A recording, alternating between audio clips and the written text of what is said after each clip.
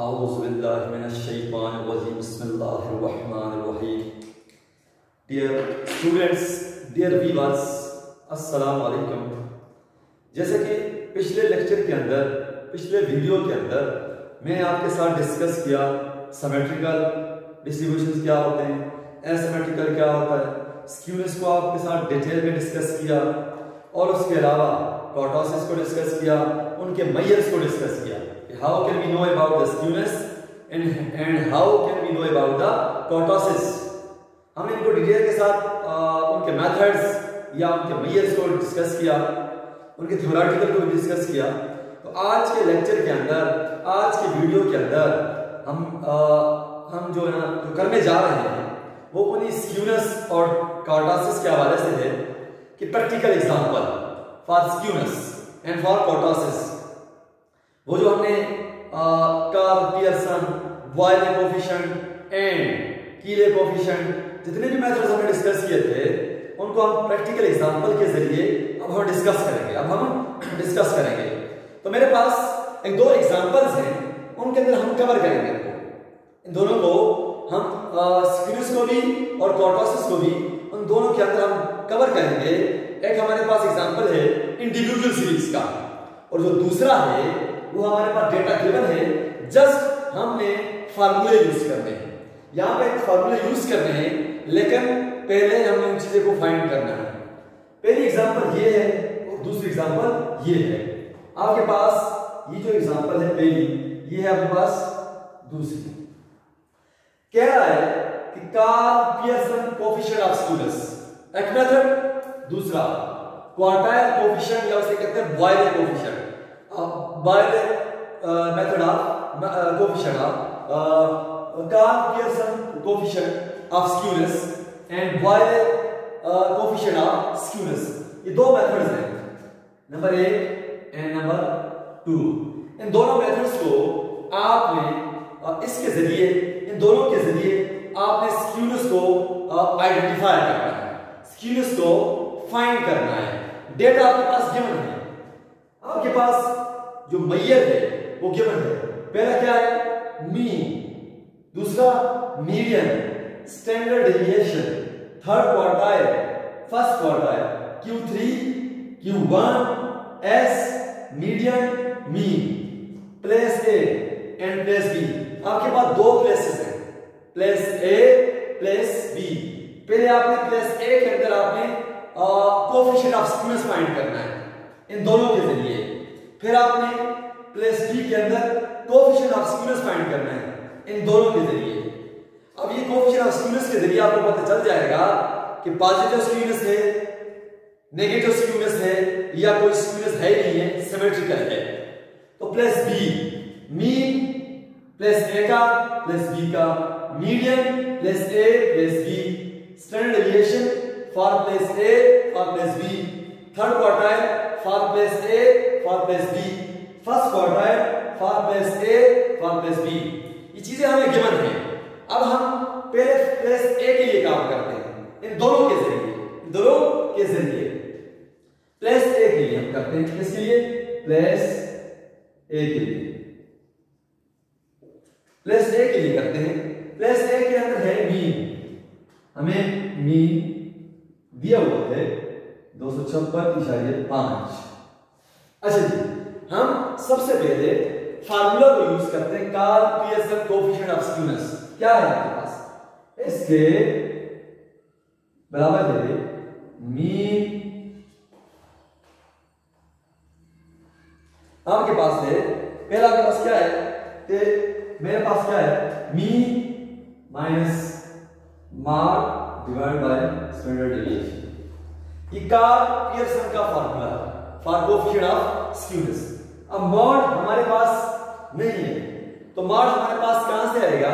हमारे पास एक रिलेशनशिप है, empirical relationship between mean, median and mod. उसके मुताबिक मॉड हमारे पास होगा, मॉड किसके बराबर होगा? 3 मीडियन माइनस 2 मीन। चूंकि ये जो मैंने लिखा आपके सामने ये वाला, ये coefficient of skewness for Karl Pearson, mean हमें गिवन है, मीडियन गिवन है, लेकिन हमारे पास फार्मूले के अंदर मॉड यूज हो रहा है, मॉड हमारे पास नहीं है। और मॉड कहां से आएगा? इस रिलेशनशिप से आएगा, empirical relationship between mean, median and mod. Mod बराबर है 3 ज़ मीडियन माइनस 2 ज़ मीन। इसके मुताबिक आपके पास जब आप इस तरह मीडियन डालेंगे और मीन डालेंगे तो हमारे पास कितना आता है? 90 is the mod, 90 is the mod. अब यहां पे मीन की जगह पे इसकी वैल्यू पुट करें, मॉड की जगह पे इसकी वैल्यू पुट करें, एंड स्टैंडर्ड डेविएशन की जगह पे इसकी वैल्यू पुट करें फॉर प्लेस ए। तो क्या होगा? कोएफिशिएंट ऑफ स्क्यूनेस बराबर है, मीन कितने है आपके पास? 256.5, मॉड कितना है आपके पास? 90, स्टैंडर्ड डेविएशन कितना है आपके पास? प्लेस ए के लिए 215.4। अब कोएफिशिएंट ऑफ स्क्यूनेस बराबर है, इसको पहले जब क्या करेंगे? सब्ट्रैक्ट करेंगे, फिर सब्ट्रैक्ट करने के बाद इसको डिवाइड करेंगे, डिवाइड करने के बाद आपके पास आंसर बनता है। आंसर क्या बनता है आपके पास?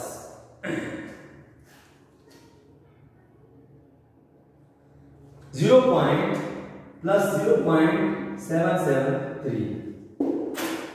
ये इसको माइनस करने के बाद, डिवाइड करने के बाद आपके पास आंसर क्या बनता है? ये बनता। इसका मतलब क्या है? अभी क्योंकि वैल्यू आपके पास 0 से बड़ी आ रही है, पॉजिटिव में आ रही है, so there is positive distribution in place A.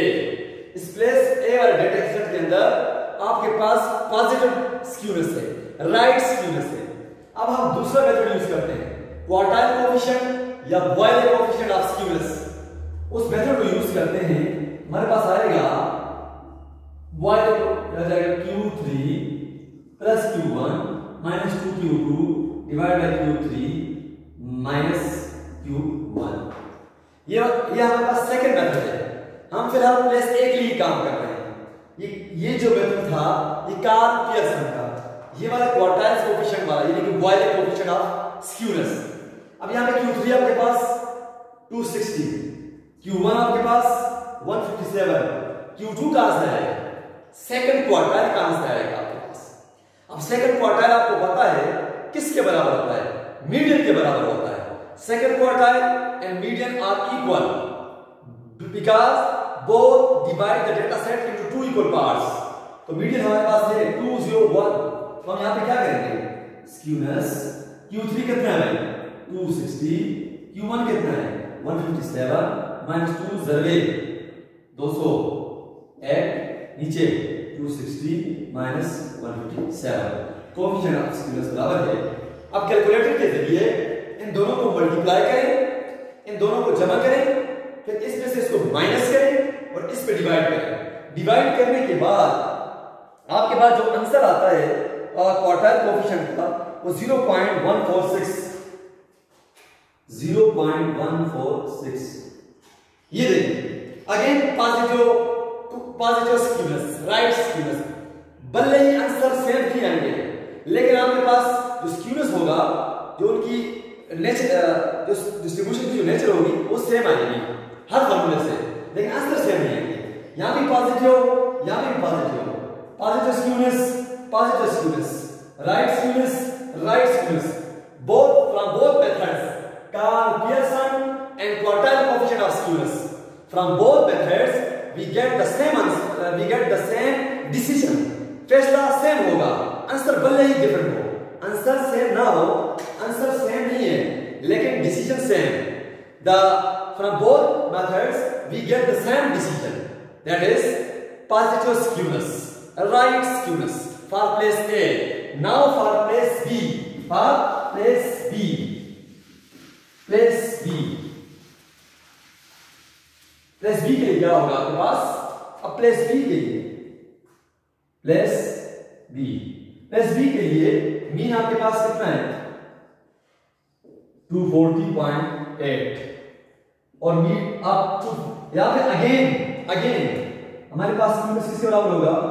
Mean minus mod divide by standard deviation. Skewness बराबर है, अब मीडियन हमारे पास अगेन मॉड नहीं है, मॉड बराबर है 3 मीडियन माइनस 2 मीन।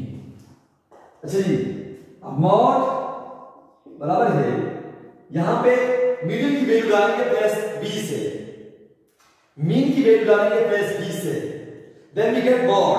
मॉड क्या बनेगा प्लस बी के लिए 130.23.2। This is the mode for plus B when using the values of median and mean and median in this relation. अब अगेन अब हमारे पास कोएफिशिएंट ऑफ स्क्यूनेस क्या होगा, मीन की जगह पे 240.8 माइनस ये मीन की वैल्यू डालेंगे, मॉड की जगह पे 123.2, स्टैंडर्ड डेविएशन की जगह पे 181.6। जब आपने कैलकुलेटर्स के जरिए इनको माइनस किया, डिवाइड किया, माइनस और डिवाइड करने के बाद आपके पास स्क्यूनेस क्या बनता है plus 0.6। It means that there is right skewness in place B, positive skewness in place in distribution place B. Now use the second method, quartile coefficient of skewness या Boyle coefficient of skewness को use करें। तो again now second method, skewness बराबर है Q3 plus Q1 minus 2Q2 divided by Q3 minus Q1। Third quartile, first quartile and Q2, median and Q2 are equal. We use in place of Q2 the value of median because they both are equal. अच्छा यहां पे आप क्या करेंगे, Q3 की जगह आप लिखेंगे 242 प्लस Q1 की जगह में लिखेंगे 164.2 and minus 2 जरबे Q2 208.6 divide by 242 minus 146.2। जब कैलकुलेटर के जरिए इन दोनों को मल्टीप्लाई करेंगे, इन दोनों को प्लस करेंगे, फिर माइनस करेंगे, इन पे डिवाइड करेंगे, then we get the final answer 0.0386। Again we get the positive skewness. Answer never may be same, यानी कि आंसर सेम नहीं होंगे कभी भी, लेकिन डिसीजन सेम होगा फार्मूलों के जरिए। जो डिसीजन इसके साथ होगा वही डिसीजन इसके साथ भी होगा। पॉजिटिव स्क्यूनेस भले ही आंसर सेम ना हो, आंसर सेम होना मस्ट नहीं है, लेकिन डिसीजन मस्ट है, डिसीजन एक ही होना चाहिए। Right skewness in place B, distribution place B, right skewness in place B, from both the methods we get the same decisions, but same answer जरूरी नहीं है, लेकिन सेम डिसीजन जरूरी है। Now these are the two methods called Pearson quartile coefficient of skewness. Apply on this data set, we get these answers. Answers are not same, but decisions are same. Positive skewness, यानी कि दोनों के अंदर, इसके अंदर positive skewness है, right skewness from both the coefficient of skewness. Now we move towards the second example. हमारे पास जो दूसरी एग्जांपल है वो क्या है पास,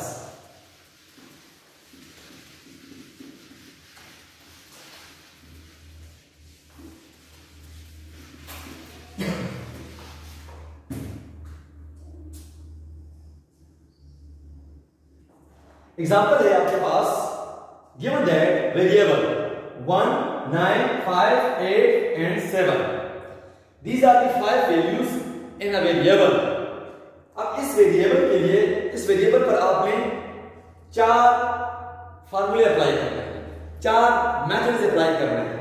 पहला किसका है, कार्ल पियर्सन का, दूसरा किसका है, बॉयले कोएफिशिएंट ऑफ स्क्यूनेस का, तीसरा किसका है, using moment B1, ratio use करना है फॉर स्क्यूनेस, चौथा क्या है, कोर्टोसिस के लिए आपने रेशियो यूज करना है B2, कोर्टोसिस भी फाइंड करना है इसका कि इसमें कौन सा कोर्टोसिस है, लैप्टोकार्टिक है, प्लेटिकार्टिक है, ये मीजोकार्टिक है, स्क्यूनेस कौन सा है।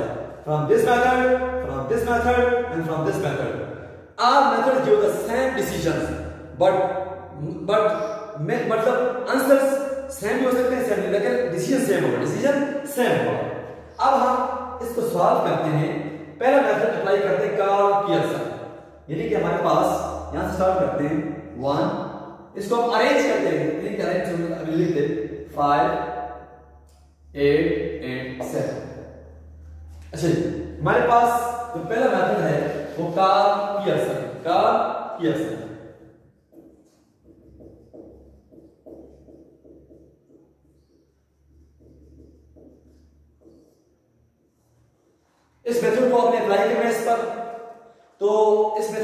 आपने ये फाइंड करना है कि कौन सा स्क्यूनेस है, ये इसके अंदर स्क्यूनेस है या नहीं। तो कार्ल पियर्सन का फार्मूला क्या आपके पास, स्क्यूनेस बराबर है 3 into mean minus median divided by standard deviation divided by standard deviation। तो हमारे पास 3 mean minus median, 3 multiplied by mean minus median divided by standard deviation। ये मैं दूसरी किस्म का फार्मूला यूज किया, मॉड भी यूज कर सकते हैं लेकिन मॉड यहाँ पे जरूरी नहीं है, मतलब कैलकुलेट करना मुश्किल है ही मॉड इसका। 3 into mean minus median divided by standard deviation, ये मैंने फार्मूला लिखा आपके सामने किसका, कार्ल पियर्सन का। आप इस फार्मूले पर गौर करें, आपको क्या क्या चीजें चाहिए। पहली चीज क्या चाहिए, मीन, दूसरी मीडियन, तीसरी स्टैंडर्ड डेविएशन। ओके, हम क्या करते हैं, हम सबसे पहले मीडियन को फाइंड करते हैं, फिर मीन और स्टैंडर्ड डेविएशन को फाइंड करते हैं, फिर वापस इन फार्मूले के अंदर पुट करते हैं फ्रॉम दिस डाटा सेट। इस डाटा सेट के लिए पहले क्या होगा, मीडियन। मीडियन के लिए क्या होगा, इसको अरेंज करना लाजमी है, ऑलरेडी हम प्रायर एनालिसिस पढ़ चुके हैं। 1 5 7 8 9। अब हमने अरेंज करके लिखा डेटा। अरेंज करने के बाद हमारे पास मीडियन कितना है, 7। कितना है, 7 is the median for this data set. Now we find, इस डाटा सेट के लिए हम फाइंड करना चाहेंगे मीन एंड स्टैंडर्ड डेविएशन। तो उसके लिए हम कॉलम बनाते हैं, कॉलम बनाने के साथ काम आसान होगा। हम बनाते हैं x 1 9 5 8 7। यहां पे इसी क्या लेते हैं, समेशन x। समेशन x कितना आता है आपके पास, 30 और n कितना है आपके पास, 5। तो मीन क्या होगा, x बार यानी कि मीन बराबर है summation x divide by n। 30 by 5 6 is the arithmetic mean या mean for this data set. Take the sum of values and divide by number of values, we get the mean. Arrange the values in ascending or descending order, then we get the median. Median is the middle value when the number of values, tadat of values is odd, and the median is the middle of two values, average of two values when n is even। Already हम पढ़ चुके हैं, ये 6 आपके पास mean, 7 आपके पास median. अब हम standard deviation का फार्मूला लेते हैं। स्टैंडर्ड डेविएशन किसके बराबर होता है, summation x minus x bar का square divided by n under the root. इसका मतलब है हमें x माइनस x बार का स्क्वायर चाहिए, फिर सम चाहिए, फिर n डिवाइड करना चाहिए। तो x माइनस x बार का, ये x माइनस x बार, अगला term x minus x bar का स्क्वायर, ये। अच्छा, x माइनस x बार 1 minus 6 minus 5, 9 minus 6 3, 5 minus 6 minus 1, 8 minus 6 2, 7 minus 6 1। ये हमारे पास वैल्यूज आ गई, आपके पास क्या आ गई, वैल्यू आपके पास आ गई है। अब स्क्वायर में 5 का square 25, 9 1 4 1। Sum of square of deviation आ गया हमारे पास। अब हमें इसके चाहिए sum, summation x minus x bar का स्क्वायर बराबर है, हमारे पास कितना आ जाएगा, सम ऑफ स्क्वायर 40। कितना आ जाएगा, 40 is the sum of square deviation of observation from their mean. अब इसको इसकी जगह पे पुट करें, स्टैंडर्ड डेविएशन बराबर है 40 by 5, ये जाएगा 8 अंडर द रूट। आंसर कितना आ जाएगा आपके पास, जब आपने इसको रूट लिया 3.16, यानी कि आपके पास s, यानी कि आपके पास डिवीजन कितना आ जाएगा, 3.16। Median 7, mean 6 and standard deviation 3.16 from this data set. अब हम मीन की जगह पे 6, मीडियन की जगह पे 7 एंड स्टैंडर्ड डेविएशन की जगह पे 3.16। ये जो mean, median and standard deviation है, इसको मैं दोबारा कैलकुलेट किया, ये ऑलरेडी आप पढ़ चुके हैं। तो हम क्या लिखेंगे, हमारे पास मीन आ जाएगा 3 मीन माइनस मीडियन। मीन कितना है, 6 माइनस 7 डिवाइड बाय 3.16। तो जमा तफरीक करने के बाद, डिवाइड करने के बाद, डिवीजन करने के बाद, मल्टीप्लिकेशन करने के बाद, कैलकुलेटर को यूज करने के बाद हम जो फाइनल आंसर है जो हमारे पास आता है वो है -0.95। अब इसका मतलब क्या है कि there is negative skewness in this distribution, there is left skewness in this variable, in this distribution of values have negative skewness. Distribution of values have negative skewness because coefficient of skewness is less than 0. If it is greater than 0, then right skewness. If it equal to 0, then symmetrical, normal curve. Okay. Now ये तो हमारे पास Karl Pearson के जरिए। अब बॉयले की तरफ आते हैं। किसकी तरफ आते हैं? बॉयले की तरफ आते हैं। बॉयले कोएफिशिएंट ऑफ स्क्यूनेस की तरफ आते हैं। अच्छा जी, बॉयले कोएफिशिएंट ऑफ स्क्यूनेस की तरफ आते हैं। बॉयले कोएफिशिएंट ऑफ स्क्यूनेस के सबसे पहले फार्मूला लिखेंगे। Q3 Q1 minus 2 median divide by Q3 minus Q1। अब यहां पे इस फार्मूले पे गौर करें, बॉयले कोएफिशिएंट ऑफ स्क्यूनेस पर गौर करें और we need to find Q3, Q1 and median. Median is already we get in previous calculations. In previous part 1 के अंदर मीडियन कितना आया था? 7। हमारे पास मीडियन कितना आया था पार्ट 1 के अंदर? 7। यानी कि यहां पे Q2 हो तो मीडियन लिखें या Q2 लिखें तो कोई बात नहीं, कोई मसला भी नहीं है। तो मीडियन ऑलरेडी 7 है, Q3 आपने मालूम करना है, Q1 मालूम करना है, बस इस डाटा सेट के लिए सिंपल सी बात है। इस डाटा सेट को आप क्या करें? अरेंज करें। क्या करें? अरेंज करें। अरेंज किया 1 5 7 8 9। अब Q3 एंड Q1, पहले Q1 n+1 divide by 4 earth item, ये हो जाएगा Q1। n कितना है? 5 plus 1 6 by 4 अर्थ आइटम। जो Q1 बराबर है 4 1 4 पंजी 1.5 अर्थ आइटम। आपके पास फार्मूले के जरिए क्या है? 1.5 अर्थ आइटम। अब यहां पे ये इंटीजर नहीं है, फ्रैक्शनल है, तो यहां पे Q1 क्या होगा?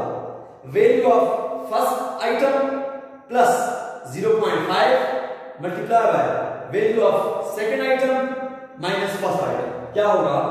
Q1 value of first item plus 0.5 value of second item minus value of first item.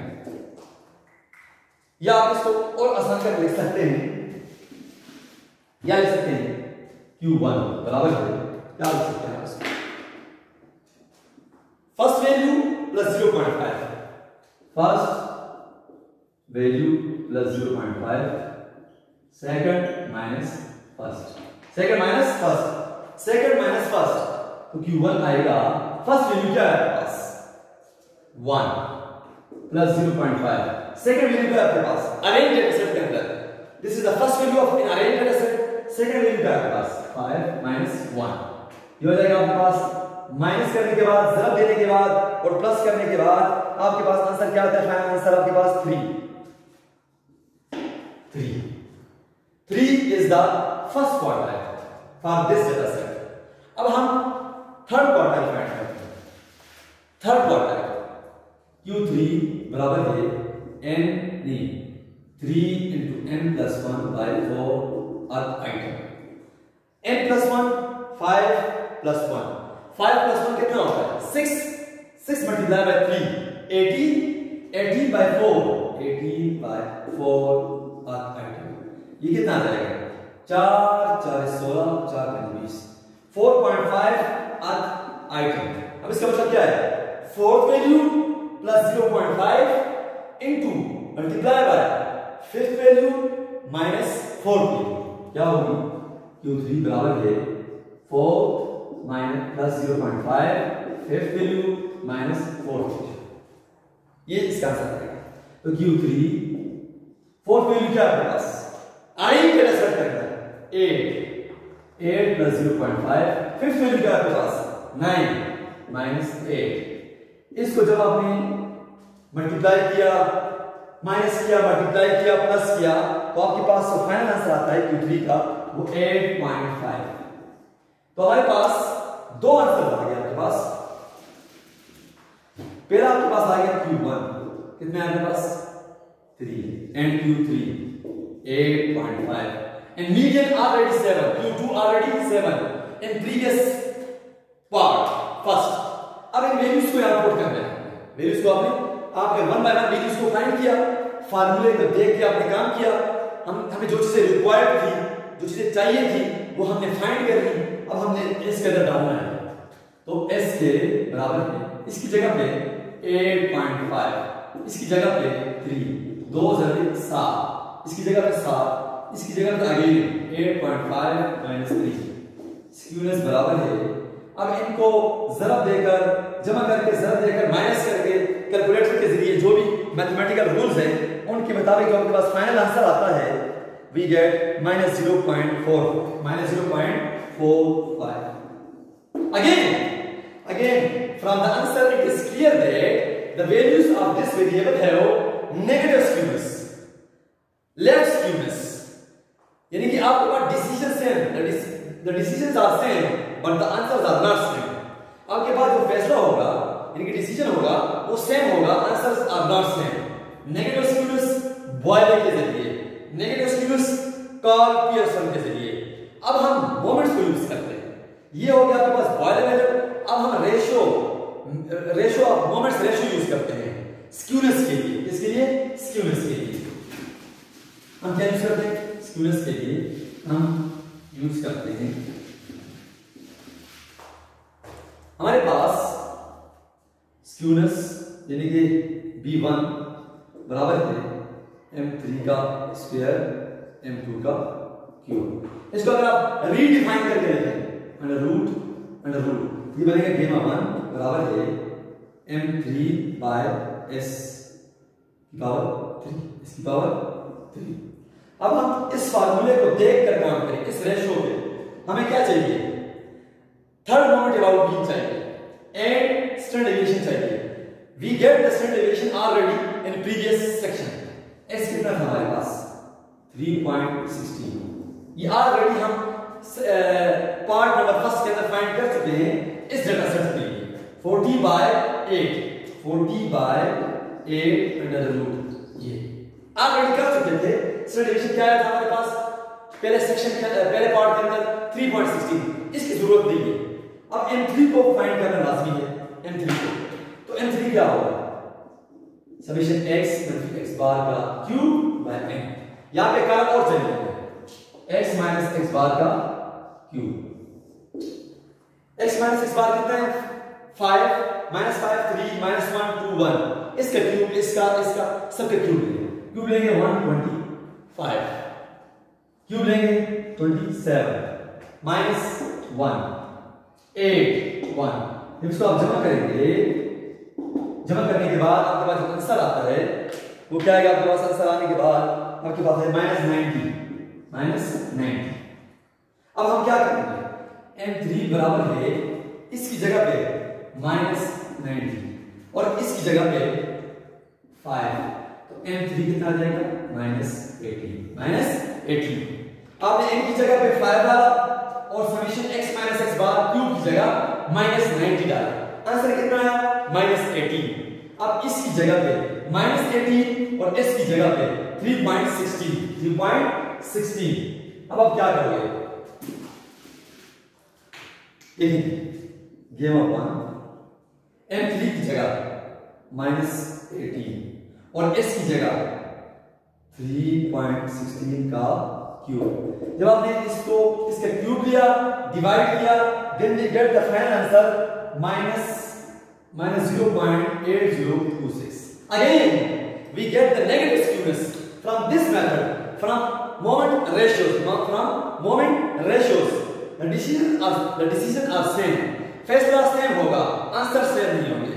Let's skewness for the values of this distribution, इस वेरिएबल की वैल्यूज के लिए स्क्यूनेस क्या है? लेफ्ट स्क्यूनेस है। From the three methods, Karl Pearson, Boyle's method, and moment reference. Again, now we move towards kurtosis. हम kurtosis की तरफ जाते हैं। kurtosis की तरफ, इसमें कौन सा kurtosis है? अब हम क्या करते हैं? n कितना है? 5। kurtosis के लिए क्या होगा? v2 बराबर है m4 by m2 का स्क्वायर। अब m2 तो ऑलरेडी फाइंड कर चुके हैं, यहां पे ये इसको जस्ट डिवाइड करेंगे। और m4 के लिए क्या करेंगे? m4 के लिए कॉलम बनाएंगे आप, वो कॉलम क्या होगा? x माइनस x बार की पावर 4, क्योंकि m4 बराबर है समीशन x माइनस x बार की पावर 4 डिवाइड बाय n। फार्मूले को देख के काम करेंगे आप। यहां पे क्या चाहिए? समीशन x माइनस x बार की पावर 4, तो कॉलम बनाया x माइनस x बार की पावर 4। तो जब इसका 4 पावर लिया तो 625, जब इसका 4 पावर लिया तो 81, जब इसका 4 पावर लिया 1, इसका 4 पावर लिया 16, इसका 4 पावर लिया 1, तो समीशन x माइनस x बार की पावर 4 ये कितना आता है आपके पास? अगेन ये कितना आता है आपके पास? 724। देखिए summation x minus x bar का square 40, summation x minus x बार की पावर 4 724। अब इस वैल्यू को यहां पुट करना है आपने, n की जगह पे आपने 5 पुट करना है, और ये इस वैल्यू ऑलरेडी आप फाइंड कर चुके हैं, वो आती है आपके पास 8। तो m4 बराबर है इसकी जगह पे 724 एंड 5, m4 बराबर है 724 डिवाइड बाय 8 144.8, ये आपके पास m4 है। अब m2 summation x minus x bar का स्क्वायर डिवाइड बाय n, ये हो जाएगा 40 बाय 8 5 हो जाएगा 8। m2 कितना है? 8। m4 कितना है? 144.8। यहां से 40 by 5 for second central moment, fourth central moment हमने क्यों फाइंड किए? क्योंकि हमें इस रेशियो लेने हमें जरूरत है। तो अगेन यहां इस वैल्यूज को पुट करेंगे, आप पुट करेंगे, वैल्यूज को पुट करेंगे तो v2 बराबर है इसकी जगह पे 144.8, इसकी जगह पे 8 का स्क्वायर। जब आपने कैलकुलेटर के जरिए इसको इसका रेशियो फाइंड किया, इसका स्क्वायर करके इसको डिवाइड किया, देन वी गेट 2.2625 रेशियो कितना है आपके पास? 2. अब ये रेशियो